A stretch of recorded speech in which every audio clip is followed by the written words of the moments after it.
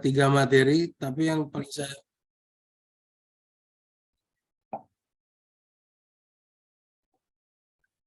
ada 3 materi, jadi tentang UCC, flap, sama penjahitan. Karena yang di MT14 ini terjadwalnya penjahitan, saya utamakan penjahitan. Karena besok kalian UTS kan ya. Oke adik-adik, jadi pendahuluan, jadi suatu benang yang baik adalah dapat mendekatkan, mempertahankan jaringan sampai proses penyembuhan terjadi mencapai tingkatan cukup untuk menekan pembuluh darah tetap pada tempatnya untuk menghentikan perdarahan. Ya, sejarahnya benang ini sudah lama digunakan dari benang dari usus halus domba, pernah diperkenalkan dulu, terus untuk seorang dokter bedah menggunakan bedah untuk bedah abdominal menggunakan catgut, terus seorang ahli bedah dari tentara Prancis mengembangkan teknik ligasi trauma akibat perang.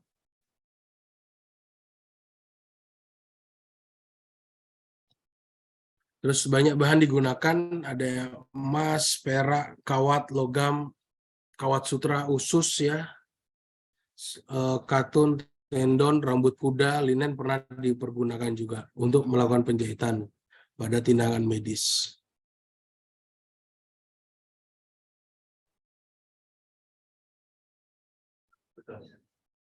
Ya, jadi sebelum kita ke materi tentang suturing, tentu kita harus tahu material bahan dari suturing itu, baik dari jenis benangnya maupun dari jarumnya, jenis-jenis jarumnya ya. Secara fisik, susunannya dari benang itu ada yang monofilamen dan multifilamen. Dari kapilaritasnya, kemampuan untuk menyerap cairan di sepanjang untayan atau serat. Diameternya makin besar, nomornya makin kecil ukuran benangnya. Dinyatakan dalam ukuran USP, diameternya makin kecil, maka kekuatan tariknya juga kecil. Tensile strength, jadi benang itu kekuatan untuk memuat inheren untuk mendapatkan kembali bentuk dan panjang asli setelah diregangkan. Kemudian kemampuan untuk kembali ke bentuk semula setelah direformasi seperti ketika diikat, bukan terus juga menjadi suatu reaksi alergi. Nah, menurut klasifikasinya, menurut sifatnya, benang itu ada yang di absorbable sama non-absorbable. Absorbable itu dia bisa diserap oleh tubuh ya, benang yang rusak dan akhirnya diserap baik oleh reaksi hidrolisis secara sintetik atau dicerna oleh enzim lisosomal secara alami. Nah, secara mekanis, natural dia langsung diserang dan dirusak oleh lisosomal enzim. Kalau enzim sintetis, dia secara hidrolis, air secara bertahap menembus filamen sintetik dan memecah rantai dari polimer jahitan benangnya. Terus yang non-absorbable, materialnya pada jaringan tidak dapat dilarutkan oleh enzim dan harus diambil ketika jaringan yang sudah menyatu dalam waktu tertentu. Kalau secara dari penampang benangnya, dia ada yang monofilamen, ada yang polifilamen atau multifilamen. Monofilamen terdiri dari satu serat, karakteristik handlingnya tinggi, lebih lancar melewati jaringan. Jadi dia kalau misalnya adik lihat karakter ini, dia cuma satu untayan ini, benang, ya karakter reaksi jaringannya kurang, melawan organisme yang dapat menyebabkan infeksi di garis jahitan. Tinggi kemungkinan kerusakan jahitan. Karakteristik fisik lebih rendah, kekuatan tariknya rendah, kelenturan dan fleksibilitasnya juga. Kalau yang multifilamen, ada lihat benang ini, dia terdiri dari beberapa untayan yang seperti kayak tali sepatu ya mungkin ya, tali sepatu itu kan dia multifilamen ya atau polifilamen. Ya beberapa filamen atau lay dibelitkan atau dipilin secara bersamaan. Karakteristik penanganan lebih rendah, karakteristik reaksi jaringannya dia lebih tinggi, kemungkinan kerusakan jaringan lebih rendah, karakteristik fisiknya lebih tinggi. Terus klasifikasinya bisa kita bagi ya, ada yang sintetik, ada yang biologik, ada yang monofilamen, ada yang multifilamen, ada yang diserap tubuh dan tidak bisa diserap tubuh. Kalau klasifikasi menurut bahan dasar, ini ada yang alami dan sintetik. Terus kalau menurut serabut atau serat ada yang monofilamen dan multifilamen. Kalau menurut penyerapan tadi saya bilang absorbable dan non-absorbable. Nah, ini beberapa jenis benang yang absorbable dan non-absorbable dan bisa dilihat di sini konfigurasinya, reaksi jaringannya, dan durasi kehilangannya, dan durasi diserap secara keseluruhannya berdasarkan hari. Nah, apa sih suturing itu? Jadi suturing itu adalah tindakan untuk mengikat pembuluh darah atau mendekatkan tepi jaringan yang terbuka. Tujuan dari suturing ini penjahitannya adalah mendekatkan tepi luka, memfasilitasi terjadinya penyembuhan luka, mengurangi perdarahan, dan mengurangi risiko infeksi. Indikasinya pada rongga mulut, penjahitan dengan pembuatan flap, pencabutan pada pasien risiko perdarahan, pencabutan dengan trauma besar, luka laserasi baru dengan lunak rongga mulut, dan perdarahan pada rongga mulut. Prinsip suturing itu jarum harus masuk tegak lurus ya terhadap permukaan yang dijahit.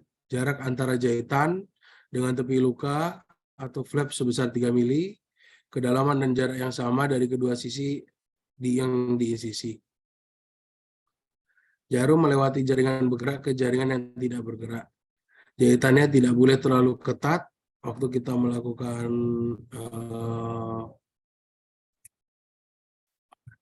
ikatan, ya. Terus simpul jahitan harus diletakkan di margin luka, bukan di atas garis insisi atau luka. Simpul jahitan dipastikan kuat untuk mencegah terurai. Jaringan tidak boleh ditutup dalam keadaan tension, ya tegang, tidak boleh. Makin sedikit jahitan, makin sedikit reaksi jaringan. Tapi semakin jadi disesuaikan, jadi tidak boleh terlalu banyak jahitan, itu tidak boleh. Nah, kalau kita lihat dari anatomi jarum, ini ada bagian ujung jarumnya ya, terus body, sama dari ujung switch-nya. Nah, ini ada berbagai macam, panjangnya, bentuknya juga berbeda-beda. Nah, kalau dari jenis jarumnya, ada yang bisa lihat di sini, ada yang dia benang sama jarumnya jadi satu, sama ada yang terpisah.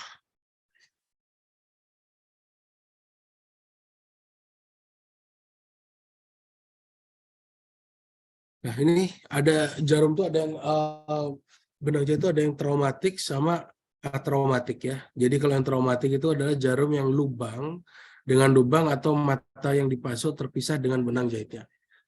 Terus jarum dengan mata benang keluar dari lubang jarum di kedua sisi.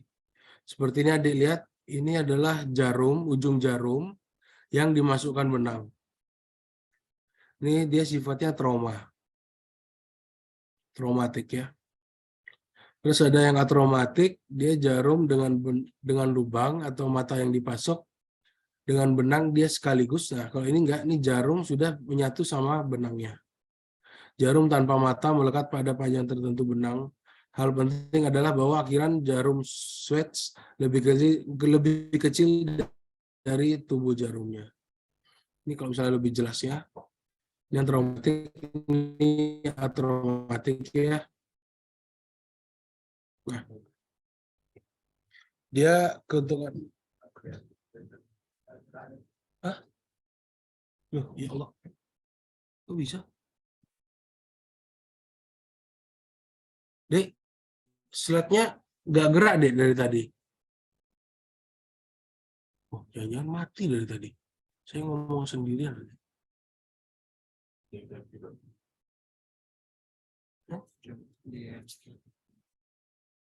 Untuk slide-nya gerak, dokter.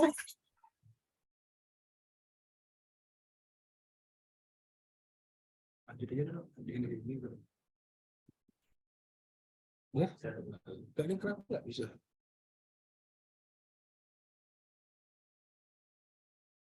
Oh, coba ya deh ya.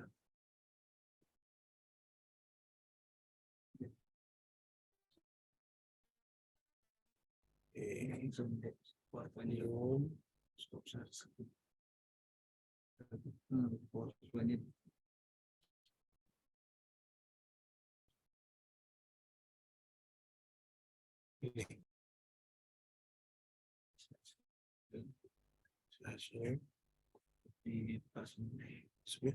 Gimana cara buka? Keluar dulu. Ini.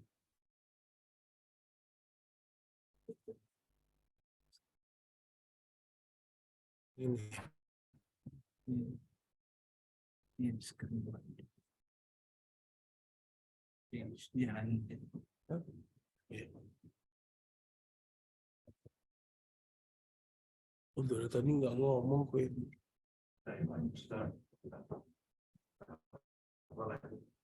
Kan ini mau cerita paralel. Di luar negeri itu loh. Sorry deh ya, maaf deh.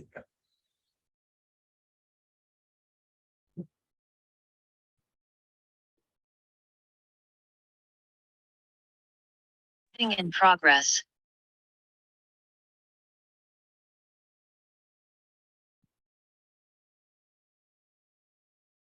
Ya nih. Feedback. Emang feedback. Jadi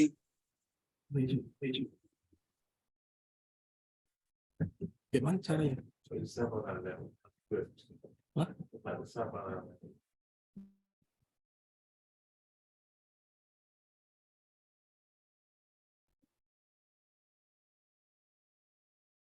Terus saya berusaha pakai speaker ini bisa? Hah? Speaker ini dia. Hah? Iya.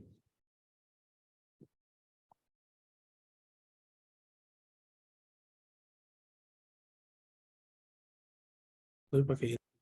Ini kalau ngomong ini kan dekat bisa. Maaf ya dek. Tes. Boarding in. Tes 1, 2, 3. Masuk, dokter. Oke. Jadi dia ini kalau yang atraumatik dia mengurangi trauma pada jaringan. Mengurangi kejadian jarum terlepas dari benang saat penjahitan dan prosedurnya lebih efisien dan lebih cepat ya.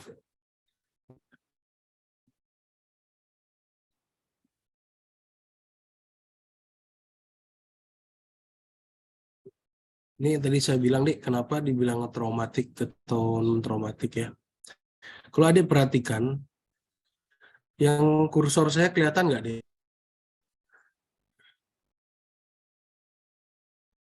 Halo? Hah? Bisa digerakkan, dokter? Ini. NU ini. Ini. Tidak kelihatan, dokter. Oh iya dek. Bentar dek. Ini. Ini baru canggih. Sudah, dokter. Ini Sudah ya. Nah, ya. ini adik bisa lihat di sini ini ada benang ya. Warna hitam ini benang. Kalau ini dia jarum ya. Ini jarum yang ini. Yang ini dia traumatik. Kalau yang ini dia atraumatik ya. Ini menyebabkan trauma. Jadi ketika dia keluar, ini kan jarum ini keluar dari mukosa atau dari kutan. Nah, dia membuat suatu tarikan dari kutan tersebut atau mukosa tersebut.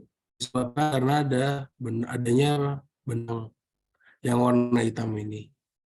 Ikut dia ketarik ya. Tapi kalau misalnya pas benang atau jarum yang atraumatik, karena dia sudah menjadi satu, tarikan itu tidak terlalu besar seperti yang gambar A. Sudah paham?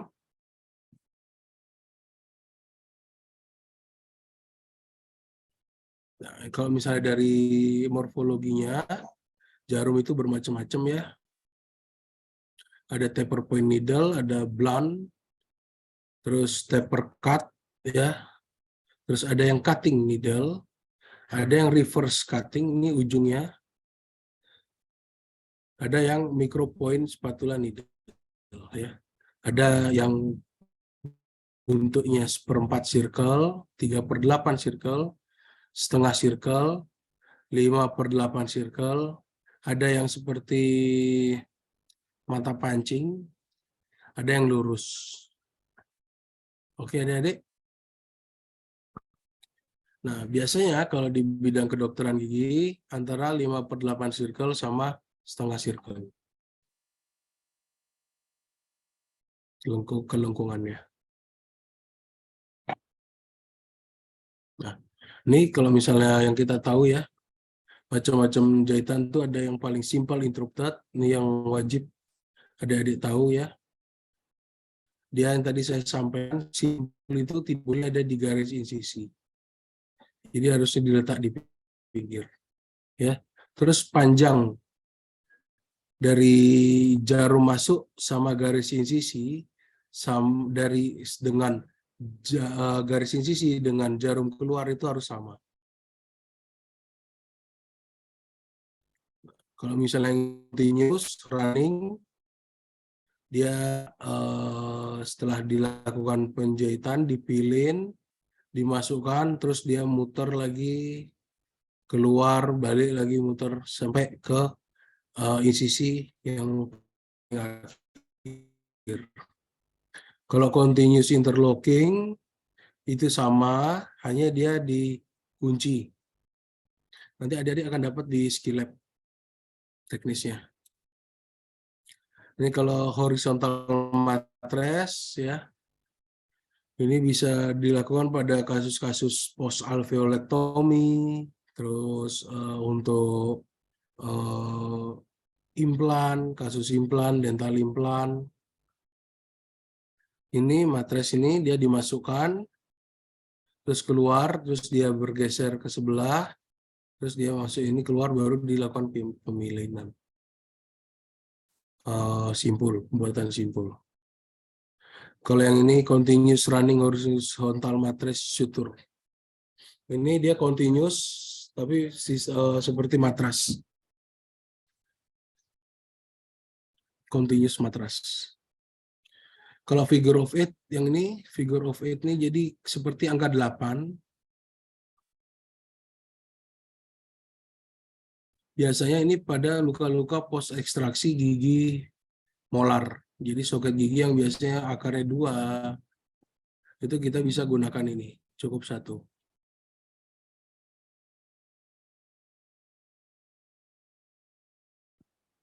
Kalau ini vertikal matras, ini dia saling menguatkan antara satu sisi sama sisi yang lain. Kekurangannya cross bekas luka itu akan terlihat kalau pada kutan dibandingkan pada mukosa ya. Nah ini biasanya pada kasus-kasus open method kita bisa gunakan interrupted di sepanjang garis insisi. Jadi harus ada jarak antara satu simpul ke simpul yang lain.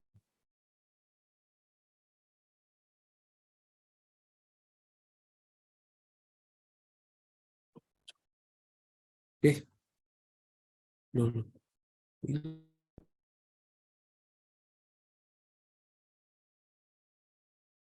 Halo Dek, masih ada nggak suaranya? Share screen-nya sudah tidak ada, dokter. Oh hilang? Hilang. Oh iya.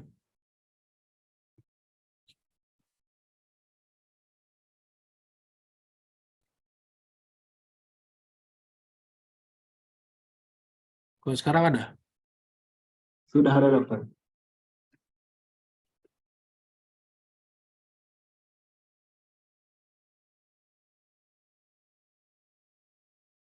Oke, ini insisi ya.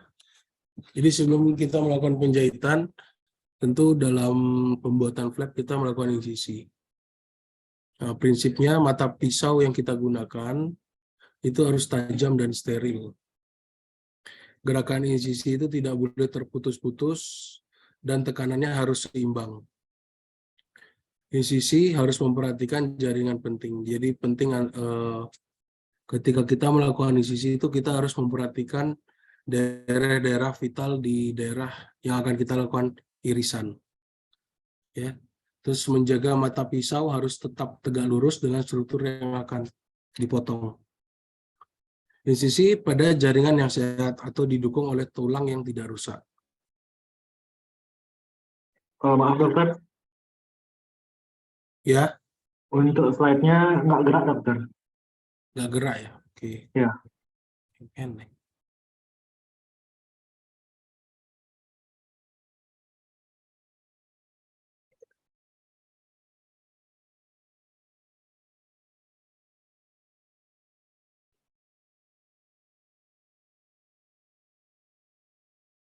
Bentar ya, maaf. Halo ya, Mbak. Halo. Oke. Selamat siang ya. Oh.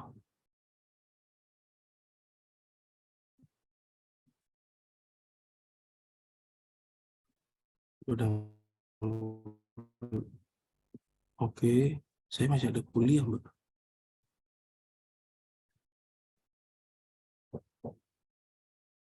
Oh, agak lama sih hari ini. Mungkin agak sekitar jam 3 jam 4 kan. Iya.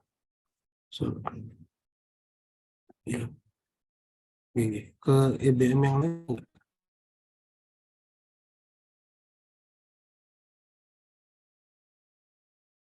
Luar negeri ya? Iya, coba deh. Ya, mungkin sekitar jam 3-an mungkin.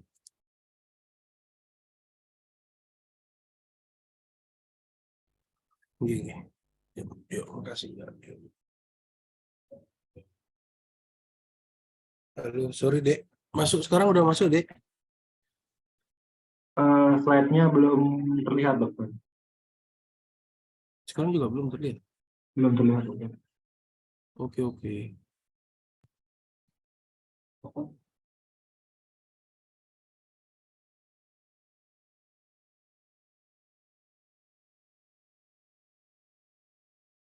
Oh, sekarang sudah terlihat? Sudah terlihat dokter. Oke. Jadi ini kalau mau masang mata pisau itu, setelah kita buka dari sasetnya itu, kita memegang pisaunya itu menggunakan arteri clamp. Nah, adik perhatikan blade itu di pabrikan tuh dia sudah ada ujungnya tuh dia miring seperti ini. Itu harus disesuaikan dengan handle blade-nya miring. Jadi harus sesuai.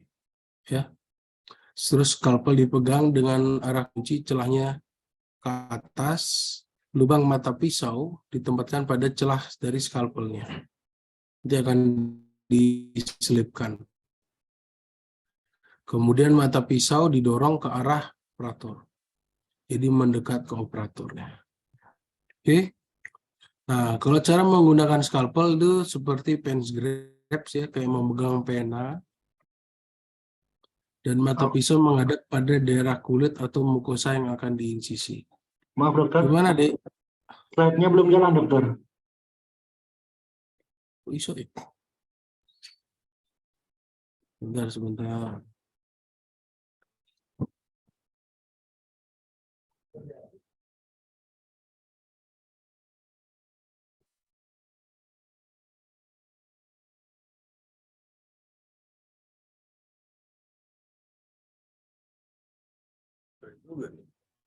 Sudah terlihat ya? Terlihat dokter. Oke. Ini seperti ini ya, cara memegang scalpel tuh ya. Jadi seperti memegang pena, menghadap pada daerah kulit atau mukosa yang akan diinsisi.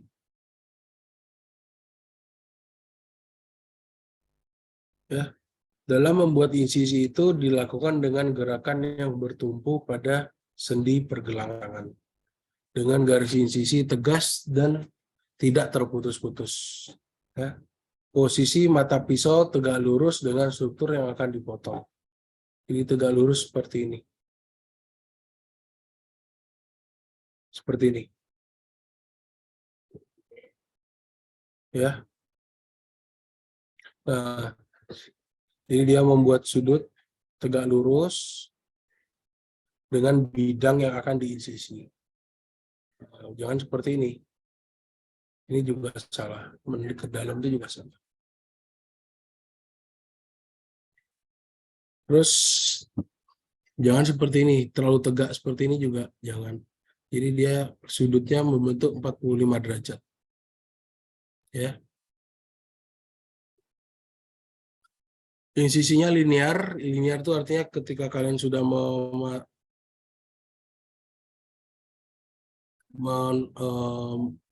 mendekatkan ke jaringan gusi, itu tekanannya harus sama sampai bergerak tanpa terputus-putus.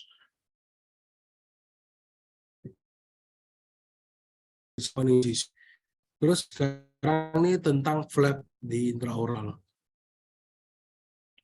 Flap ini merupakan tindakan yang dilakukan untuk mendapatkan jalan masuk ke struktur di bawahnya atau untuk prosedur koreksi untuk mencapai daerah patologis, merawat luka atau untuk memperbaiki kerusakan jaringan. Ya, prinsipnya kalau pembuatan flap itu dia dasar flap harus lebih lebar dari puncak atau ujung flap. Ini adik-adik bisa lihat, ini dasar flapnya. Dia harus lebih lebar daripada ujungnya. Jadi jangan seperti ini. Ya. Contohnya ini flap trapezoid ya, bentuk trapesium ini dibentuk oleh suatu insisi horizontal sepanjang tepi gingiva yang mengikuti alur tepi gingivanya. Dan ditambah dua insisi vertikal yang menyerong pada bagian bukalnya. Ujung dari insisi vertikal berujung pada interdental gingiva tepi agar tidak merusak serviks gigi tetangga pada saat penyembuhan. Perluasan pada vertical flap dipastikan meluas sekitar 1-2 gigi dari gigi yang akan diekstraksi. Dan dasar flap harus lebih besar agar suplai darah ke ujung gingiva tidak kurang. Flap ini digunakan untuk prosedur pencabutan yang luas, terutama ketika flap triangular tidak memungkinkan untuk mendapatkan akses yang cukup.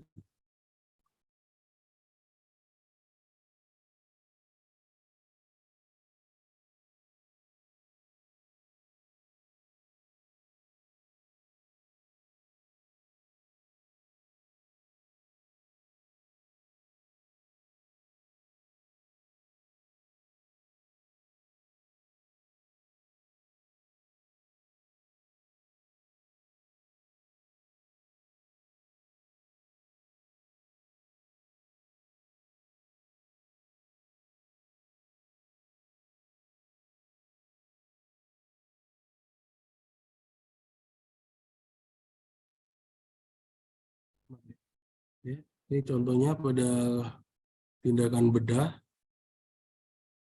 Jadi keuntungannya dia aksesnya tuh pandangannya bisa luas. Lalu kalau flap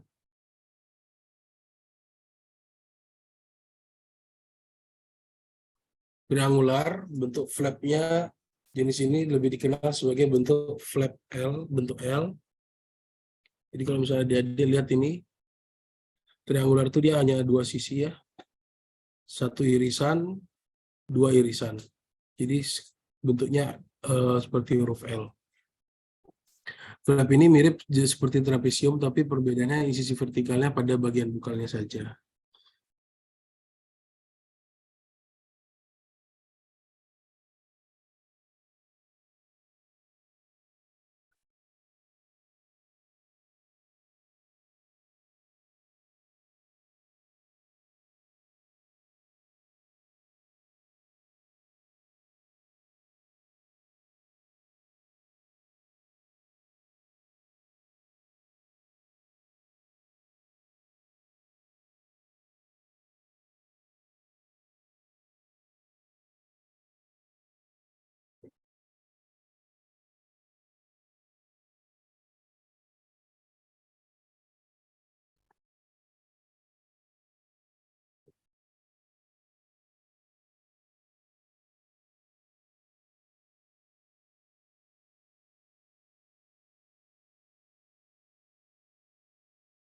Ya, terus pada tipe triangular di sisi vertikalnya dia cuma satu sisi ya, membentuk bidang vertikal lurus dan juga bisa bentuknya serong.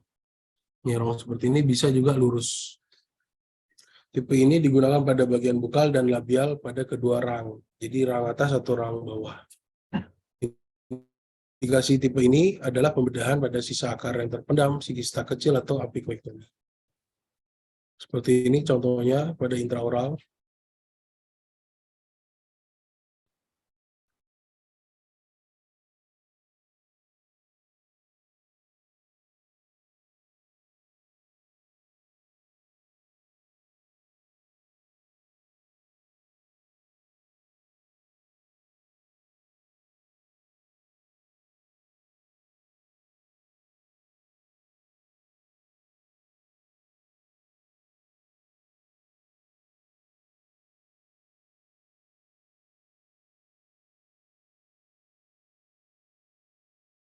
Kalau envelope ya, jadi kayak amplop ya. Ini merupakan hasil dari insisi cuma satu aja, horizontal tanpa vertikal. Dia di daerah cervical gigi. Sepanjang cervical gigi ya, jadi insisi pada flap envelope ini dibuat pada sulcus gingiva yang mau diperluas sepanjang 4 atau sampai 5 gigi. Indikasinya dari flap ini biasanya untuk pencabutan gigi incisivus yang tinggal sisa akar, jadi jangkauannya agak susah menggunakan tang atau elevator. Terus premolar dan kadang molar di permukaan labial atau bukal atau palatal dan lingualnya. Dan juga diindikasikan pada perawatan apikoektomi, kista, dan gigi impaksi. Kadang kita bisa melakukan dengan menggunakan insisi ini. Tapi hanya pandangannya terbatas. Nah, ini kalau pengambilan gigi impaksi pada canines yang terletak di palatal. Ada yang bentuk huruf Y, dia biasanya di midline palatum, di dua sisi anterolateral, di mana kedua cabang flap di sisi mengarah ke gigi canines kanan dan kiri. Prosedur flap ini diindikasikan untuk perawatan pembedahan eksostosis kecil pada palatum. Flap ada yang bentuk X juga sama. Flap jenis ini dia mendapatkan akses yang lebih baik dan luas daripada bentuk yang Y. Flap jenis ini didesain untuk menghindari terpotongnya arteri pada palatum karena sejajar dengan pembuluh darah arteri. Jadi seperti ini. Kalau dilihat nih ada yang bentuk Y ya. Jadi pada torus palatinus dia pakai insisi dengan huruf Y. Dan huruf X seperti ini.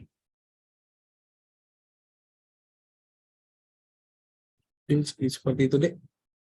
Ada yang ditanyakan untuk kuliah hari ini?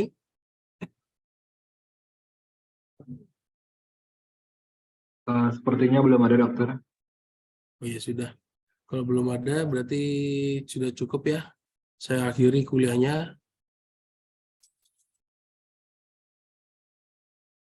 Saya tutup kuliahnya hari ini. Semoga besok UTS-nya berjalan dengan lancar. Baik, terima kasih, dokter.